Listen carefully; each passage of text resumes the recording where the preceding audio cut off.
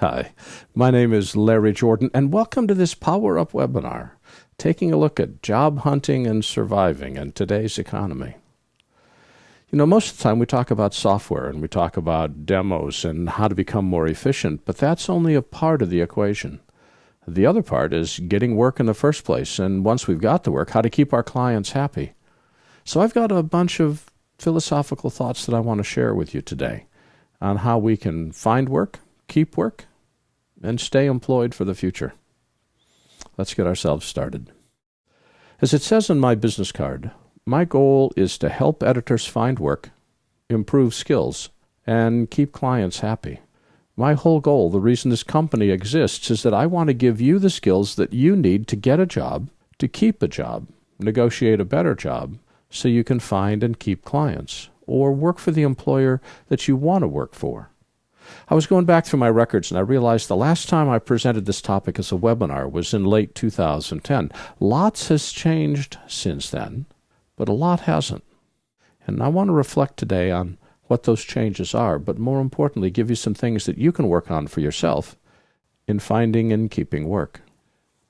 When you get right down to it, business is a game. Clients want everything for free. You want to earn a living. And upon these opposites, the entire process of job hunting and negotiation is built. You, your skills, and your knowledge are a product that you're selling to the market for the best price. And because it's a game, sometimes you win, sometimes you lose. Don't take rejection personally. They're not rejecting who you are as an individual, they're rejecting your particular product pitch. You need to take that as a challenge to better define the product that we're selling to the market. When we are doing a project as a professional, we need to take the project and meet the deadline, meet the budget, with quality that meets or exceeds the client's expectations. This is a critical order. Quality is irrelevant if we miss the deadline or if we blow the budget. All too often we get hung up on the whole concept of quality. But quality is not our perception of quality. Quality is the client's perception of quality. A few years ago, I had a job for a client that needed to take a video and put it onto a DVD. I took a look at the video, and it was a catastrophe. It was all handheld, badly exposed, badly framed, so I immediately shifted into problem-solving mode. I did still frames and montages and did some really nice production to make the video look better. I delivered to the client, and they threw up all over it. They hated it. And it made me realize that I'd failed to do one key thing before I even started that project. I failed to understand what the client's expectations were. In point of fact, this was a video which was shot by a lawyer for a book that he was writing, and the DVD was to be bound into the back of the book. The sole reason for including the video in the book was for one 25-second shot where he and the subject of the book were walking together on a sidewalk, talking together as friends. It was to establish the credibility of the author as knowing the individual he was writing about. The quality of the shot was irrelevant.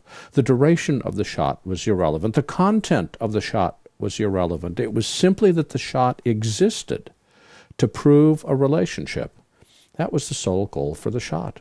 Well, once I realized this, the job became a lot easier. I didn't need to make it look, quote, professional.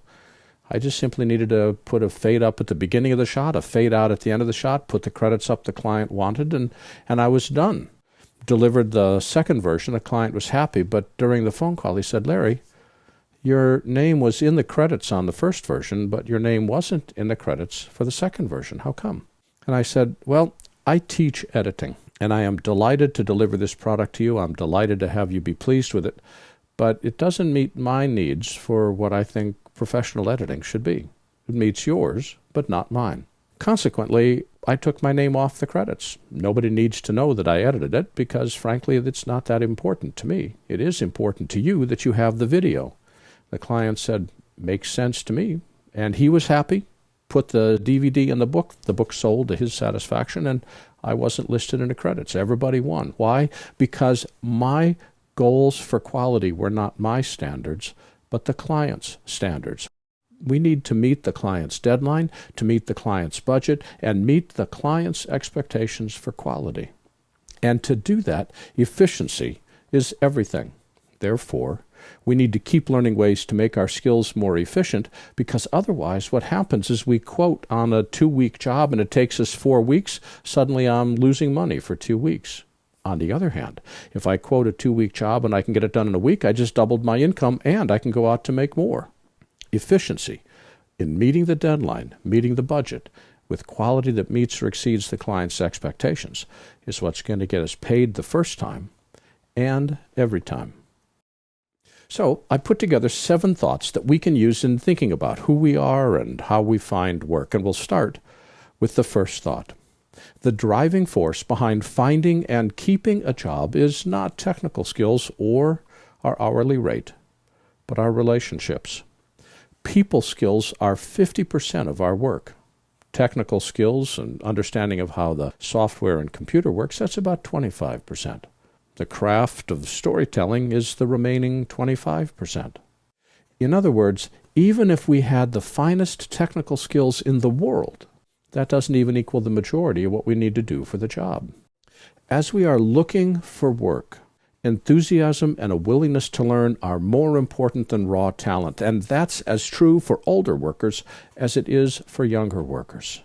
This whole idea of enthusiasm is such an important one as I hire more and more people here and work with people elsewhere. There's so many reasons to get discouraged in this business. Our job is to figure out ways to take those roadblocks and turn them into a challenge. Why don't I know this? Let me go figure this out. Let me go talk to someone who knows the answer.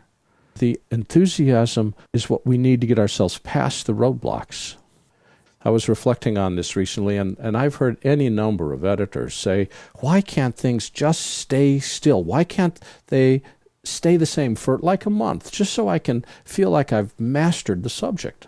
And maybe if we're teaching history, that would work, but not technology. Technology changes at an ever-increasing pace, and we have to always assume that our skills are almost, but not quite up to date, that there's always something new to learn, that there's always something more we can add to our skill set. This means that we need to always be in learning mode, even when we've been doing it for decades, because what we did for editing 40 years ago doesn't even exist today. So rather than get depressed over this and start walking in front of large moving trucks, we need to take this as a positive to say the person that stays current in their skills is more likely to get hired than somebody who doesn't. This is job benefits to us. The more we improve our skills, the more hireable we become. This has been an excerpt of a recent Power Up webinar looking at job hunting and survival in today's economy. For the complete version of this online training, please visit our store at larryjordan.biz/store and look for webinar 110. Membership is a great value. If you're looking to stretch your training dollars, subscribe to our video training library and save money. Access all of our training for the low monthly price of $19.99, which covers both Apple and Adobe software. That's more than 600 movies, hundreds of hours of training, all in-depth and up-to-date. We add new movies every week. To learn more, visit larryjordan.biz/subscriptions. And thanks.